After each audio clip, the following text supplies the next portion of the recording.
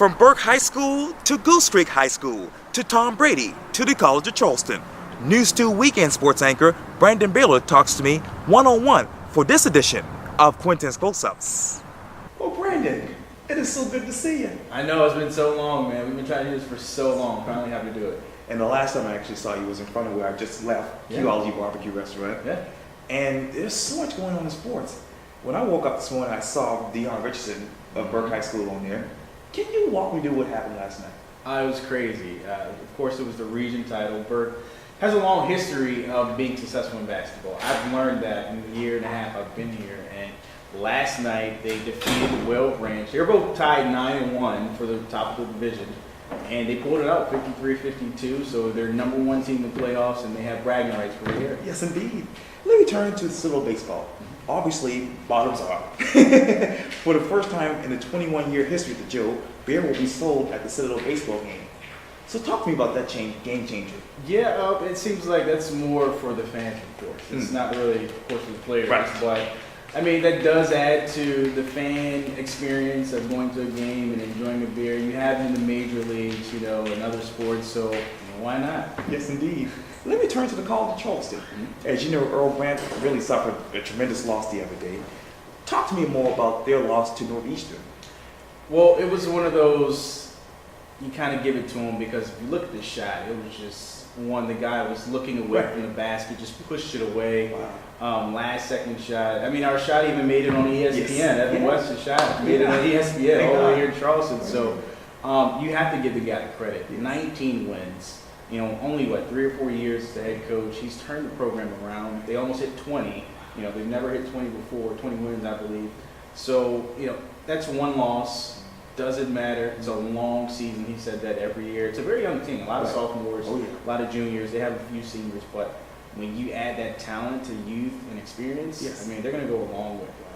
And let me talk to you more about the College of Charleston. Obviously, in the CAA tournament, and that's coming up, March 2nd? Oh, yeah, next month. Talk to me about that from the sports standpoint and how it will affect Charleston and sports going forward.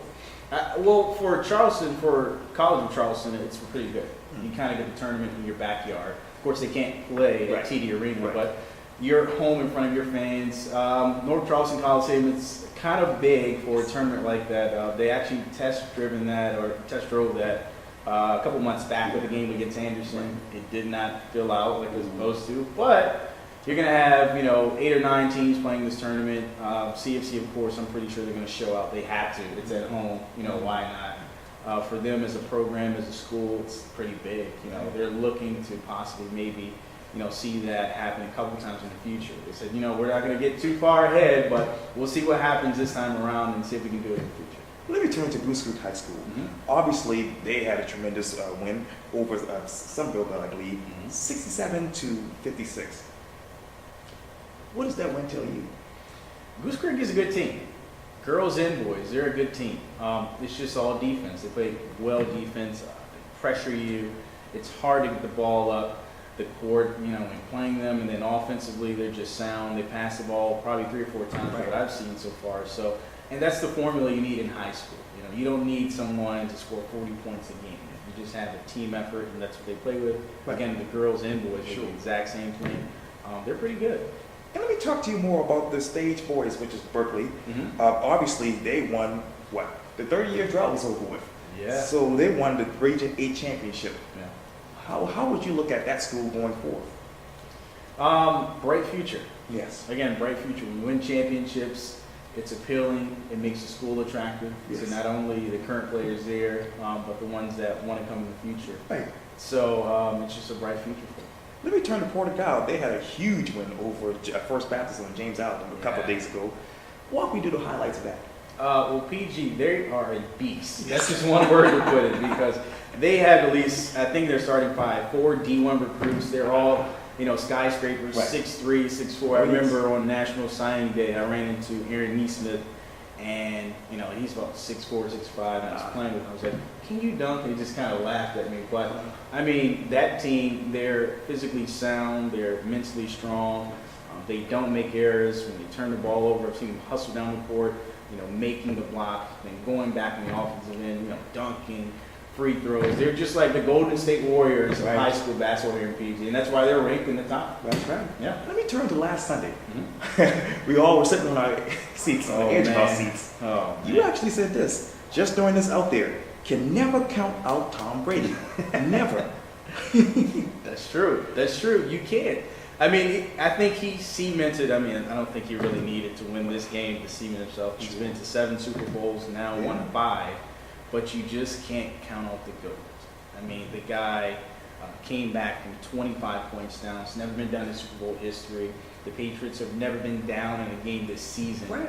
He played 12 games this year and just pretty much just ran past the entire league. I mean, Tom Brady is a beast. I'm not a Patriots fan by all means. I'm a Dallas Cowboy fan, of course. My team didn't make it, but we're bright for the future. You should have been in there. See, Quintin, you know what to say. Exactly. We should have been in there, but it didn't happen. I'm not going to take away from the Falcons. They deserve the right to be there. But Tom Brady, I mean, he's just amazing. You just think about, he's 37, almost 40, talking about once played at 45, right? So the guy is just, I don't know, out of this world. He just wins. And he's drinking something, whoever be ready. Yeah. Well, we know he doesn't drink, apparently. He doesn't drink, so I think he's just drinking some type of goat water. Yeah, you did call him goat water. Yeah. Well, let me take you back down memory lane. Okay. To December 7th, 2015. Okay. We started here as a weekend sports anchor at Channel 2. Yeah, man. What is the biggest difference between December 7th, 2015 and right now in February 2017? Ooh, that's a loaded question there. But of course, the experience for me coming into this was my first full-time on-air job. I did part-time back home, working for a smaller station, a cable network. But coming here, I don't know, it was the best decision of my life, man. You get a chance to chase your dreams, and Charleston is a great city to do so. I had family in South Carolina, not in Charleston, but Greenwood. Oh, yeah. And so, I mean, it was kind of godsend to be able to be down in South Carolina with family nearby. My coworkers are amazing, people in the city like yourself, just meeting people. It's just refreshing. So I guess the difference now is just a level of comfort and, just feeling like I belong here. Let me take you to D.C., which is my dream home, But that's what I live one day. But you actually worked at a television station that I wanted to work for at the time. Well, Britain now is obviously Sinclair. Yes. But you worked at WGLA. Yes. It was amazing, man. They actually gave me my first opportunity in the door. They say, get your foot in the door. Right. That was the station I did. So I started as a production assistant, and I was behind the scenes. And, when you're a production assistant, you're at the bottom of the totem pole, as they say. So I ripping was scripts. Getting scripts, teleprompter, Chiron, a deco operator. But I loved it. Yeah. I mean, I had a chance to meet my mentors now, run into, producers that have worked at ESPN, worked at Comcast Sportsnet, and just being around those people, it just molded me into the person I am today in my career. I loved it, man.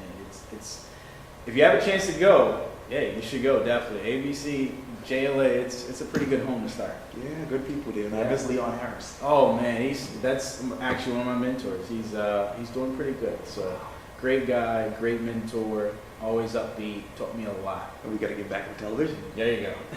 And let's take you back to Temple University. Mm-hmm. Obviously, you spent 4 years there as a college student. Who was Brandon Baylor as a college student?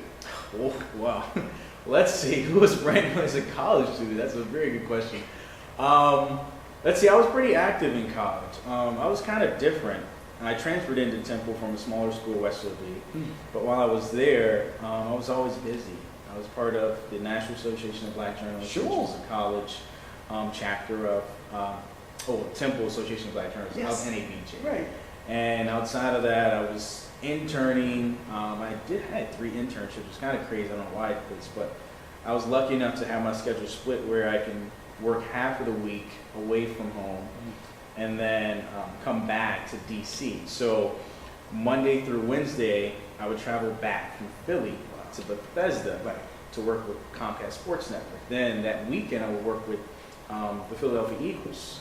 And then on top of that, I was working in Hatboro, PA, writing articles for the FCS. So I was kind of busy, just trying to, like I said, getting my foot in the door and figure out what steps I wanted to take. Honestly, didn't know which direction I was going to go coming out of school.